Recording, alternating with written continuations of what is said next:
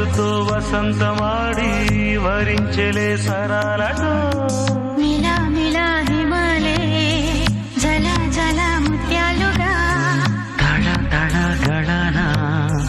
తటిల్లత హారాలుగా చేతులు తాకిన కొండలకి చలనము వచ్చనులే ముందుకు సాగిన ముచ్చటలో మూవను పలికెనులే ఒక స్వర్గం తల వంచి ఇలా చేరే క్షణాలలో అందాలలో అహో మహోదయం భూలోకమే